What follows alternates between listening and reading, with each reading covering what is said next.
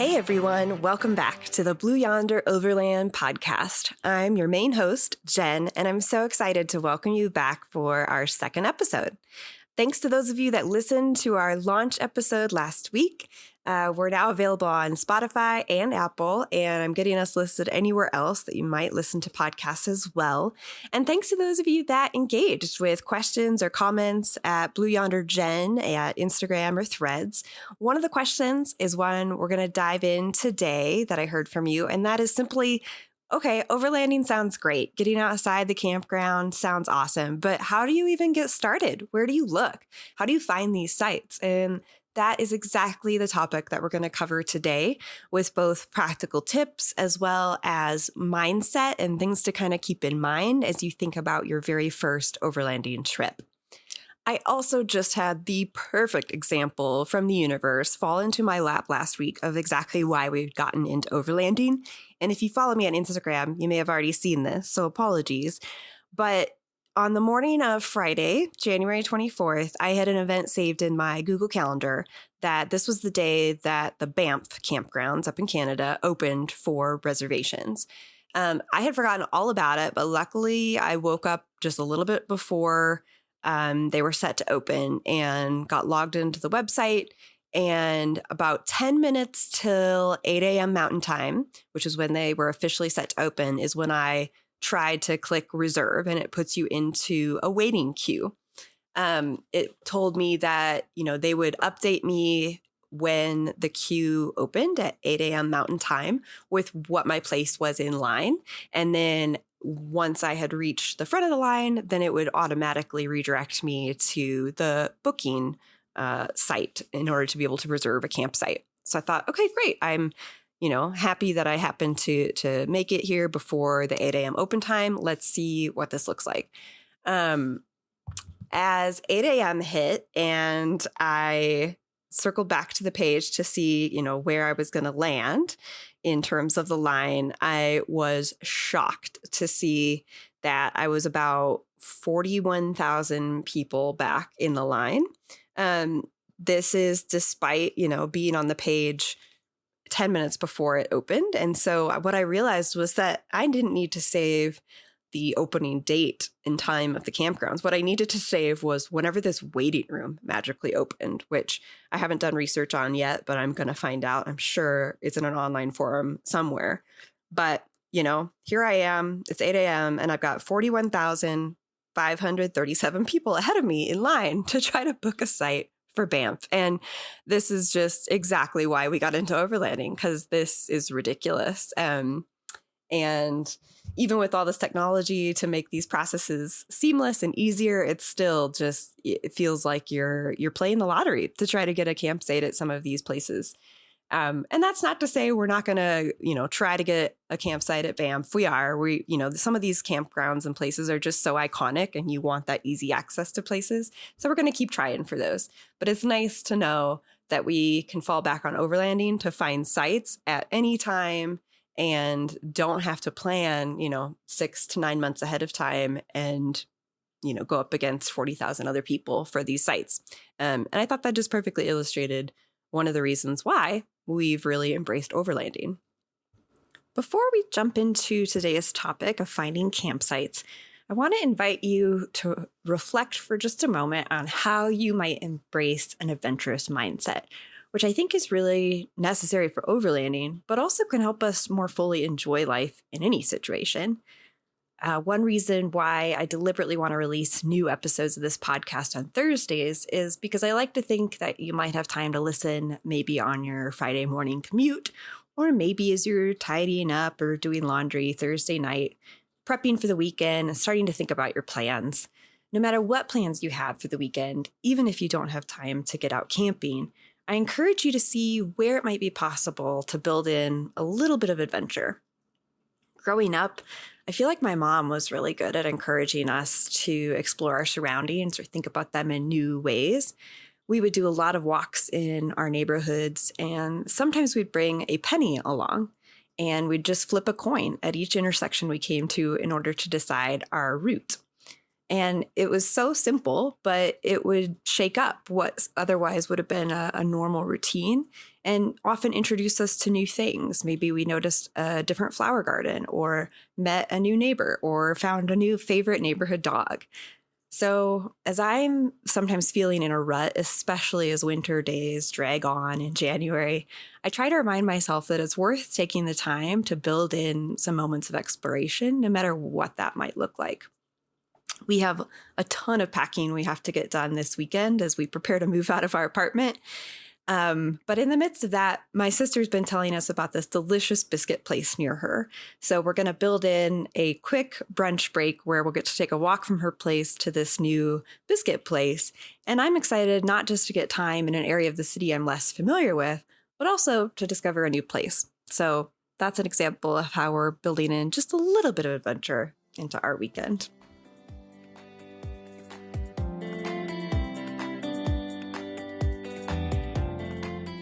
Okay, so for today's episode on finding campsites, we're going to look at the basic types of land in the US, resources for scouting sites on that land, as well as free and paid resources that you might want to check out. And all of this is really timely for me as I'm thinking about planning several different spring expeditions that we'll be participating in, mostly across the Southwest United States. But I realized also there's a difference between zooming into the nitty-gritty of finding spots and sort of the 30,000-foot view of trip planning. So I'll probably save most of the trip planning for a whole other episode. And for today's purposes, we'll assume that you've already got your trip parameters in mind. For me, this often means just kind of plugging in the basic route into Google and kind of identifying, how far I think we're going to get each day, roughly what areas I'm going to need to look for a campsite in, and then also being aware of what things I might cross paths with, like a national park or a National Forest Service area. But I've got kind of a rough idea of where I'll need to camp. So at this point in trip planning, it's useful to have a rough idea of what types of land and areas you're looking for on a map. So it's helpful for me to think about it similarly to how government is broken down at various levels. We're going to start at the top with all the land that is owned or managed by the U.S. federal government, national. So this would be things like national parks, national monuments, U.S. National Forest, as well as any other land that's managed by either U.S. Forest Service or the Bureau of Land Management. This also includes areas like national wilderness, although we've found that those tend to have very high restrictions on camping because they're really aimed at preserving a specific habitat. Next, we'd have state land. And so this might go by different names in different states. Colorado, it's BLM. Washington, it's the Department of Natural Resources, DNR. So it might look a little bit different from state to state. And then, of course, we would have county or even more locally owned land. So circling back to federally managed land, this is our favorite type of land to find dispersed camping sites on because we generally find it has the least restrictions on camping and where you can go. The least restrictive land type we have found in general is U.S. Forest Service managed land. You'll find similar rules, however, with BLM managed land.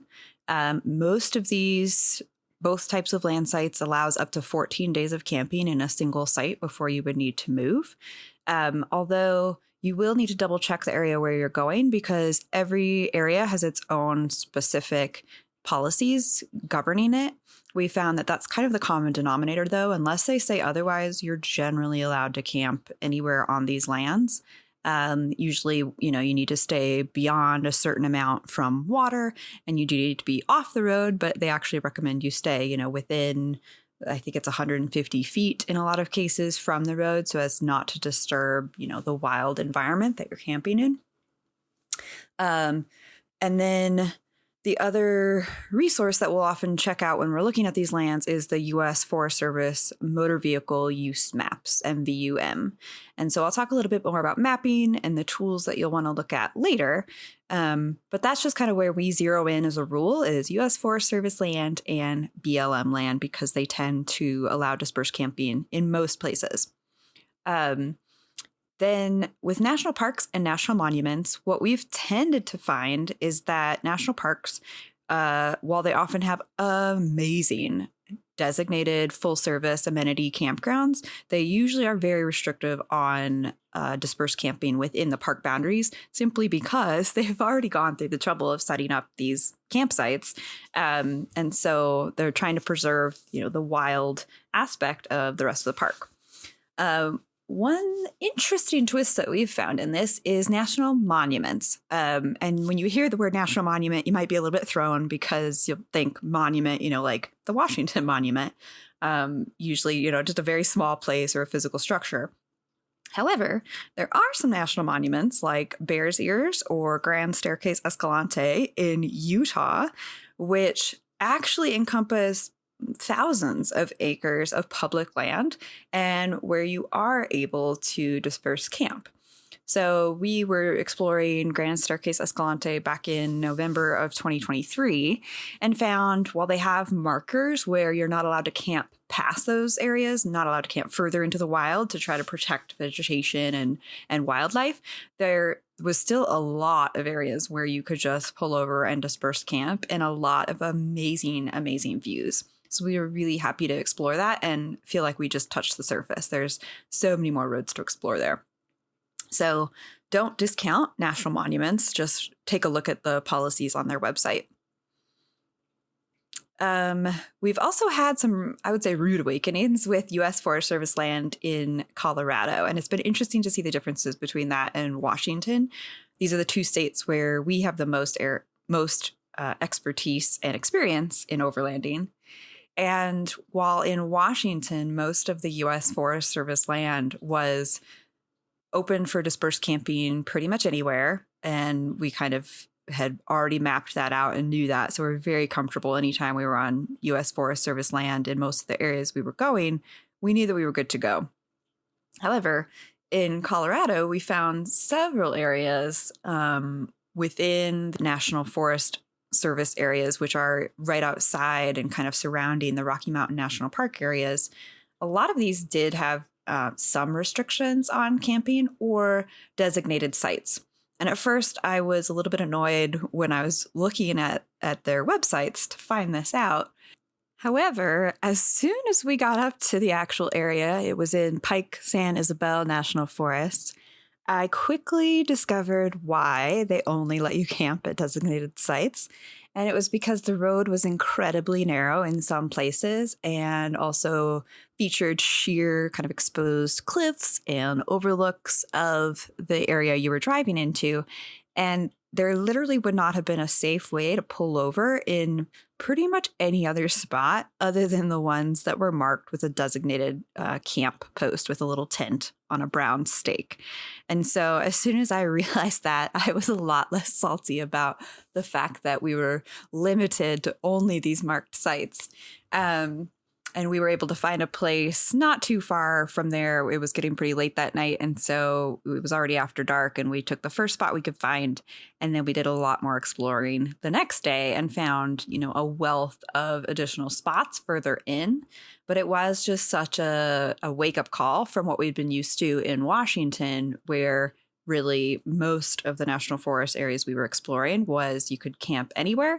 And there wasn't a lot of natural, land features that would have prevented you from pulling over. The biggest thing you had to contend with in Washington was trees and, whether you could physically access a spot that way. But it left you, a lot of potential little turnouts and clearings to pull over in. And so it was an interesting difference and worth keeping in mind as you're looking at national forest land. At this point in your trip planning, you're aware of the different types of land, maybe kind of the general area that you want to go and any restrictions that apply there, but you still haven't found exact sites that you're going to camp at. And there's really kind of two paths you could pursue from here, depending on how much of a challenge you want. So the first is either asking people or finding people, online guides. There's some online resources I'll point to for specific coordinates of places that are going to be a campsite. You can, whatever parameters you need, whether it needs to fit a large group, whether you want it to have a view or be, maybe by water because it's really hot out. There is, this option of finding sites that others have found. The other general route you could go is just continuing to do more research on what promising road networks you might find on this land and having an idea of a promising route to explore where it's pretty likely that you would find dispersed camping sites. And again, this might vary based on how much time you've got for this trip. Who's going to be, if someone's going to be along with you, or if you've got, family members along where you might not have the luxury of some exploration time. Then there's no shame in trying to find coordinates that are already kind of vetted. However, I would give this big caveat. The topic of sharing coordinates, especially publicly, is a pretty hot topic within the overlanding community. And it kind of goes back to this idea of self-sufficiency, but also just the spirit of really enjoying the wilderness that we're all chasing. And so there is, if you're getting coordinates from somebody, it kind of takes away some of that sense of discovery and exploration. But, it's also, that there are going to be times when you just don't have that luxury of the time needed to explore. I will say, though, to please always refrain from posting exact coordinates on any sort of publicly available information that you put out there about your trip.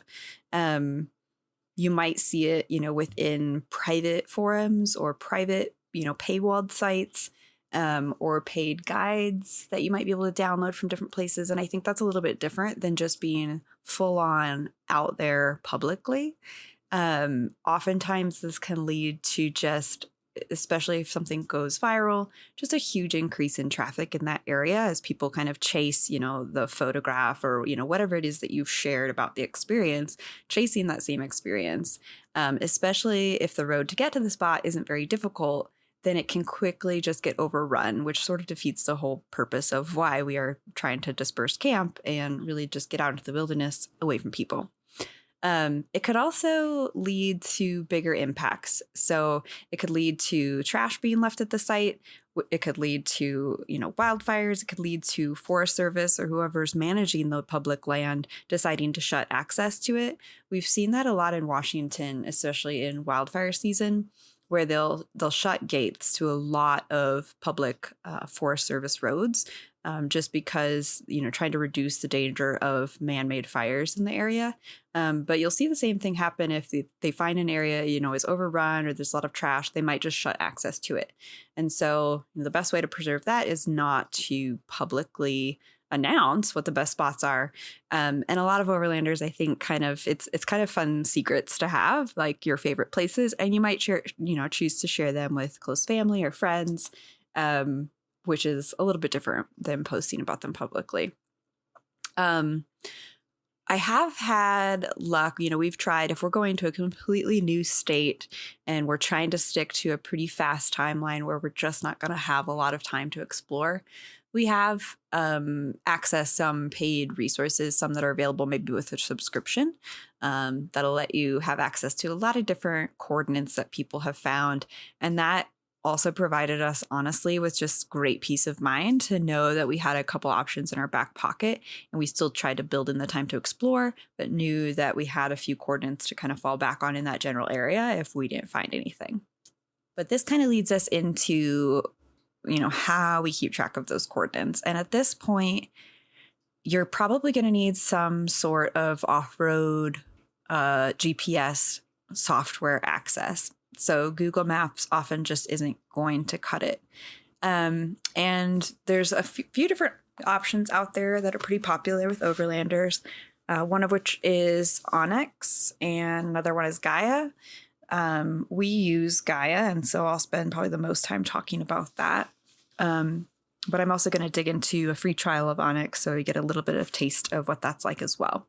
And these software, they usually come with an app, and so we'll often download it to a phone or an iPad. The thing that's really critical is you need to be able to download offline maps. And so whatever research you do ahead of time, that's awesome. But once you get out on these roads, they're often very remote, often no cell service.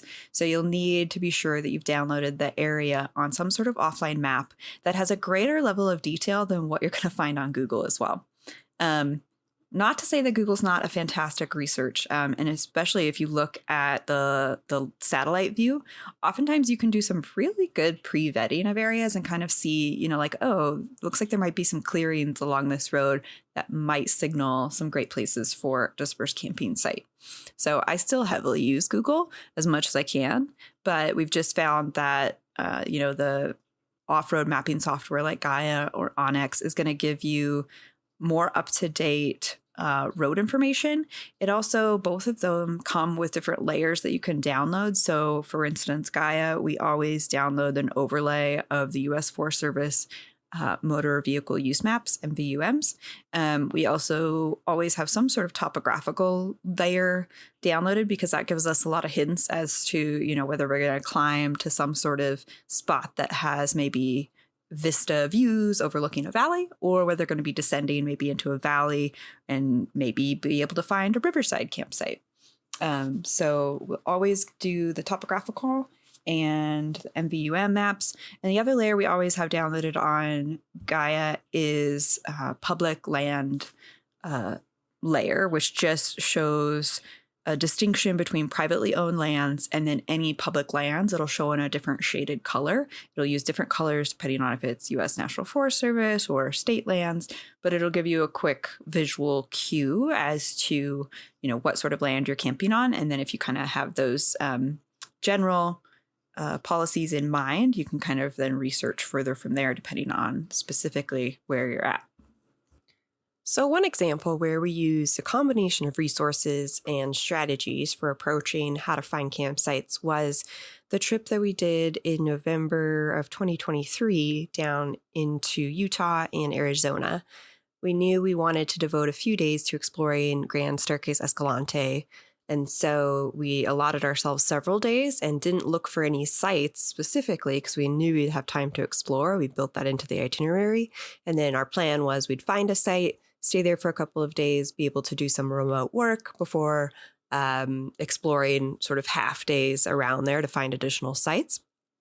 However, we had a couple of days where we then needed to transit. And so after Grand Staircase Escalante, the main place we were going to spend time in was near Sedona in the Coconino National Forest, was one of the areas that we were going to look at.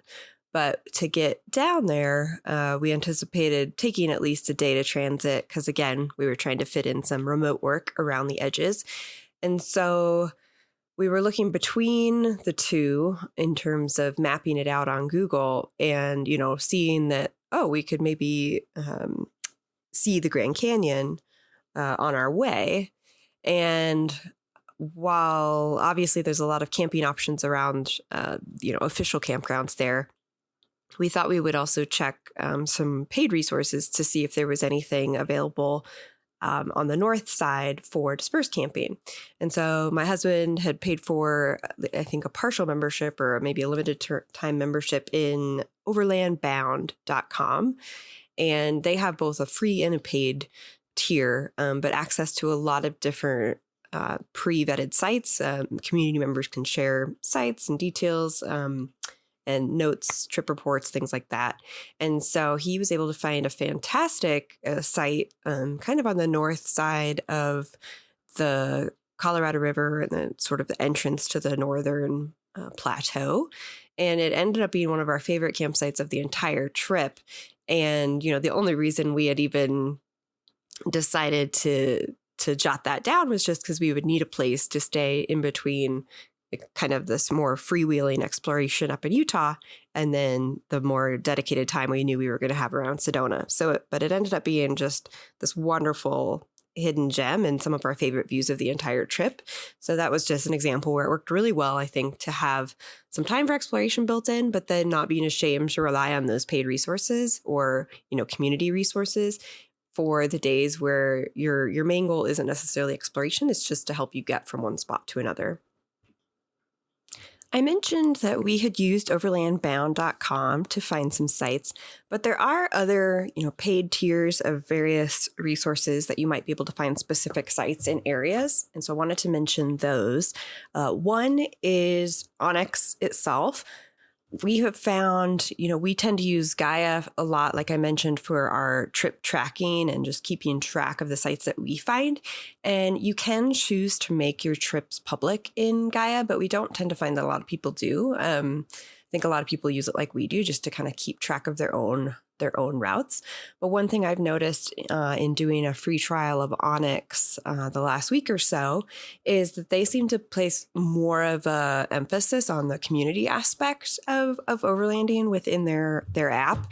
And so it really is a wealth of resources for both finding routes and suggested sites on those routes, including trip reports, on whatever the latest weather or conditions or type of vehicles or maybe type of tire conditions that you need to pay attention to. And so Onyx would be one where if you really are wanting a little bit more help finding sites, you might find that one to be a more helpful sort of baseline software to use than Gaia. Other resources that I've looked at online or used in the past would be ioverlander.com. This one also has, an online version, but also an app. And it is incredibly extensive in terms of the sites that it includes internationally as well. So you might find some of these resources a little bit more focused on North America than others. But iOverlander is one that includes sites just all over the place. I'm just looking, there's 233 points of interest noted in Iceland, just as an example. And you can kind of zoom in and see, not all of these are specifically campsites. Maybe they're just things to see along the way or suggested routes, suggested landmarks, places to check out. But it's really crowdsourced and extensive in terms of the types of places that it offers. So that's a really cool option to check out, ioverlander.com. A couple of other options would be Overland Trail Guides, which I believe is just overlandtrailguides.com. They offer different routes and trails that you can pay for and download. So they've got different plans and pricing depending on whether you want all access or not. And I do believe they have some free resources as well. So it's always worth checking out these sites that I'm mentioning just to kind of see what's available, even on their free tier or even in their free resources section. In addition to these global resources that I just mentioned, like overlandbound.com or ioverlander.com, I would also recommend if you're looking for a specific area and looking to go deeper in that area, check out any rental, overland, or sort of adventure companies that are operating out of that area specifically. So I did this when we were looking at trip ideas for British Columbia. Revelstoke in particular has a lot of rental companies. So I was checking out what things they had available on their website in terms of resources, advice, planning, whether they pointed to local guides or not. One resource we found here in Colorado, a friend of a friend operates Titus Adventures, which rents out 4x4s and vans to go overlanding with. And they have a fantastic resource section full of kind of information around camping in Colorado and Utah. And then it also includes some paid resources that you could download. And one of which we downloaded was their guide to winter camping in Colorado, which included not only sort of an ebook about, advice on what to look for and finding locations around ski areas or hot springs, other sites of interest that people might want to check out specifically in winter, but they also included a Gaia GPS map with the pins marking everything that they talked about. So it was really, really easy to kind of connect the resources and put it to use. And it was only $15. And so it gave us a great idea of kind of where to start looking for winter campsites when we were thinking about how we might try to find campsites near cross-country ski areas this winter. So just don't forget about those local adventure companies operating in whatever area you're in, and check out their websites for what they might post for free, as well as the paid resources that might be available there. For your first time out overlanding, if you can go with friends who have gone before, highly recommend that. Or if you can snag the coordinates for a site that they know you'll love, along with some backups, that's another great option as well. Or use one of the resources that I mentioned to look for a pre-vetted spot. However, if you're in the mood for a little more adventure, you want to up the ante on the discovery side of things and start looking for your own spots, the best advice I can give you is to be sure to give yourself the time. So don't do it on a night where maybe you were late getting off work on Friday and packing up took longer than you thought, and you're getting on the road and you only have an hour before dark. That's not the time to go exploring a brand new network of roads that you're unfamiliar with and trying to find a site, especially for your first time. I'd work your way up to that level of adventure. I would say, as a good example, in my very first episode, I shared the story of Matt taking me out for my first overlanding experience and how he took me to a spot that he already had camped at before. He knew there were backup spots along the road. He really took a lot of the variables out of the way to make sure that I would have a fantastic first overlanding trip. But it's funny, for our very second trip, which ended up being almost a month later, I think, because we were so busy that summer, he asked me if I wanted to go to a spot that he was familiar with or if I wanted to go out and try and find new spots. And I said, let's go for it. Let's go find some new spots. Like, why not? That sounds fun. And so we had a 3-day weekend, and I highly recommend, if you're going to start exploring, doing it on, in a situation like that where you've got 3 days to explore. Really took the pressure off, because we knew even if we couldn't, get very far the first night, it gave us then, because we were going into it with the mindset of intentionally using those other 2 days of the weekend to look for spots. It didn't matter if that was really all we did on that Saturday, because that, we went into it expecting that. And that was really, really helpful. We ended up heading out along the Olympic Peninsula, and Matt had a site that he knew of kind of on the north side of Highway 112. So this would be kind of right along the Strait of Juan de Fuca, looking out over the water. That was a site he knew about. However, when we got there, they had gates down. Like I mentioned, especially in Washington, every year it seems like wildfire season grows longer, and they start shutting more and more access to public land, trying to protect from man-made fires and make it easier to manage any fires that do get started. And so that one was closed. We knew there was an entire network of public land kind of in between Highway 112 and Highway 101, which is the main highway most folks use to kind of circle around Olympic National Park. So we did some exploring there, and I think we had managed to do a half day on Friday. So we got in a pretty early start, found the one road closed, and we're like, no problem. We've still got several hours before dark. So we're going to go explore, this new area between these two highways. However, we just kept striking out. We weren't finding anything. Either we'd find additional gates that were closed, or you might find, a small turnoff from the main road and think, oh, I can camp here. But then it would be overgrown, within feet, or a tree would be down, or there would already be somebody camped there. So we basically just kept going on this forest road that cut all the way through over to Highway 101 and kind of spit us out on this main busier highway right before Lake Crescent. And then we knew there was going to be this stretch where there was only going to be the established campgrounds around Lake Crescent.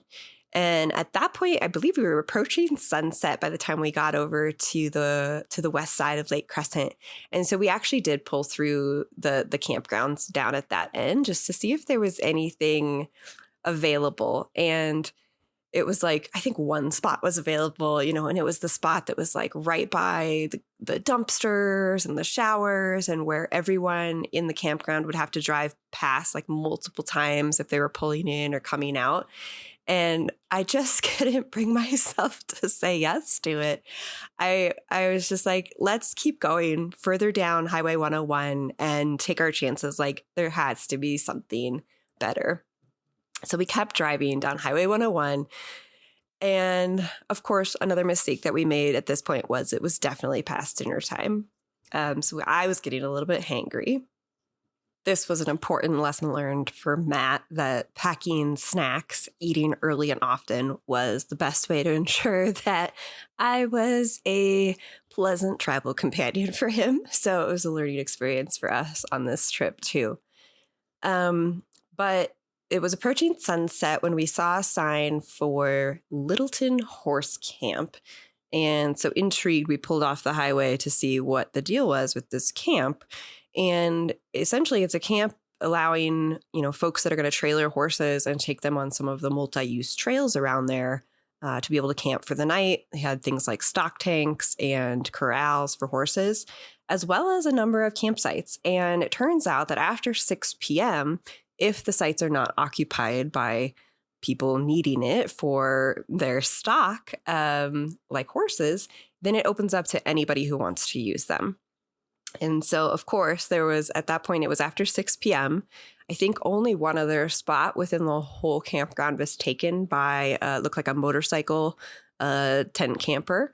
And so we had our pick of nice shady spots. At this point, it was August. So we were, wanted to stay as cool as we could. Nice shady spot with a little breeze into our rooftop tent. And we're able to get set up and cooking there very quickly to kind of get back on track. And I think, Matt was a little bit disappointed that we hadn't managed to find a dispersed camping site on this, first night out together. But as it turned out, the camp was also right across the highway from an entry point for part of the Olympic Discovery Trail, which is this awesome multi-use trail that they've been trying to finish across the whole Olympic Peninsula to connect with the Puget Sound to Olympics Trail Network, which itself is actually part of a much broader national effort, Rails to Trails, which is trying to ensure an entire contiguous trail system stretches from Maryland all the way across to the Pacific Ocean in Washington. And so there's only a few other links of the trail that are still needed, but and some of them are actually in our area near Kingston. But this part of the trail is the Olympic Discovery Trail, and it's fantastic. So we were able to get out for a bike ride the next morning on this trail that was just right across from the campground. And it ended up being just such a lucky find for us and kind of allowed us to reset and then go looking for more off the beaten trail campsites the next day. And so the next day, Saturday, other than doing this bike ride in the morning and having some breakfast, we really had the whole day to explore. And so at that point, then we went further down Highway 101. We found some more national forest land out along the coast. And there's a lot of designated campgrounds along the coast, along 101 there. But there was also open gates to some of this national forest land that bordered the national park. And so we were able to then kind of take our time and do a lot more exploring that day and find some additional dispersed campsites outside of campgrounds, which was really fun.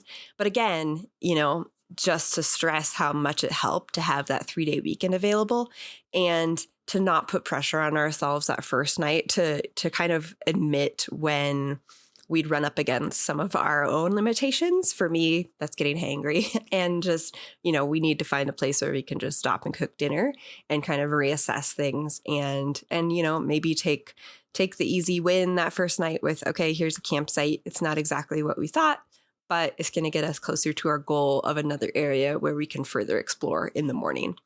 And I think, that's the other thing to mention, in addition to time and having the time to explore, if you're going to go out looking for sites that are brand new to you.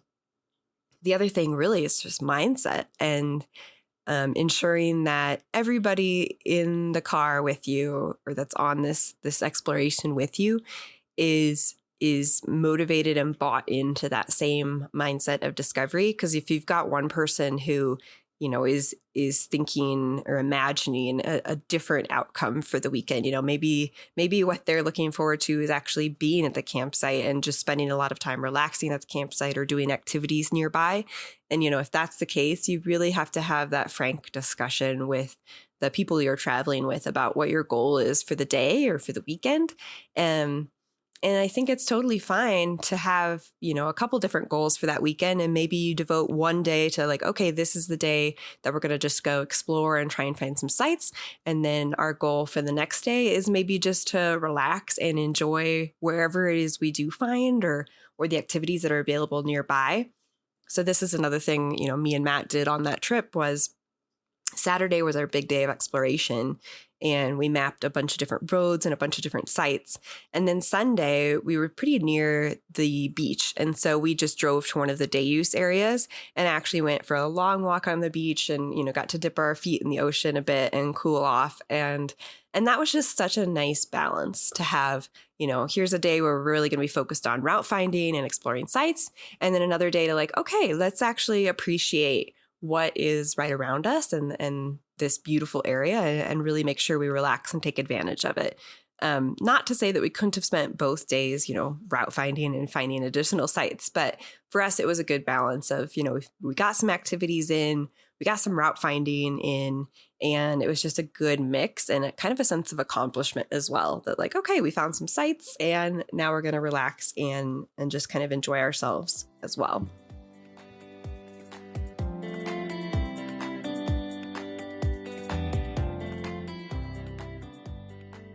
Even if you don't have a 3-day weekend to devote to finding new overlanding sites, maybe you only have 30 minutes to go out and explore near home.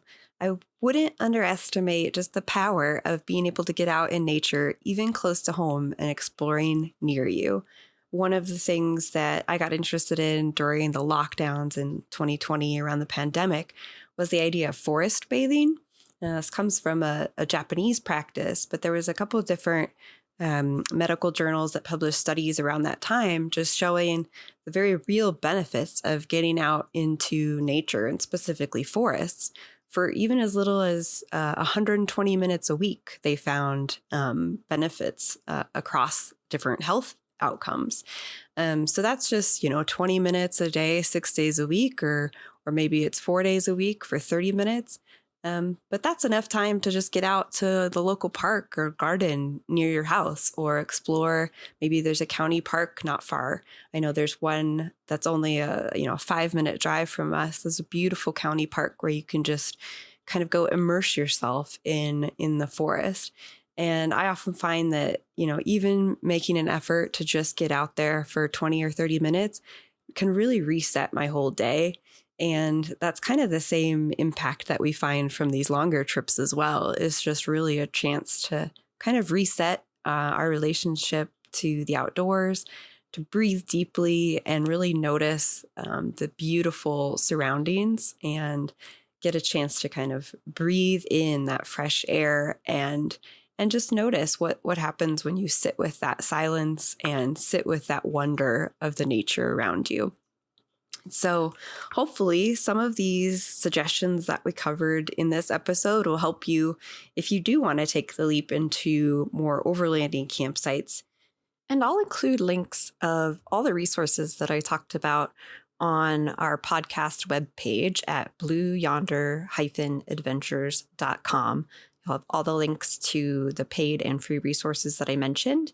And then I didn't get to talk too much about how I love to geek out making our Gaia maps kind of our own, complete with color-coded symbols and photos of the places we find and any notes about the campsites, like how many vehicles we could fit there or specific things like that. So I'll include a few photos on the webpage for this podcast as well, just showing an example of some of the routes we've mapped and the notes that I've taken. And then if you do have any follow-up questions, feel free to post those to me, direct message or comment at BlueYonderGen at Threads or Instagram, as well as if you have any questions for our next episode next week. Me and my sister are going to be talking about just the very basics of overlanding. Just what do you need to get started? You've got a site in mind you want to go to, but what do you need to bring with you to kind of make sure all of your bases are covered and you can have a good time and be safe while overlanding? So join us next week for Overlanding 101, what to bring with you on your first overland trip.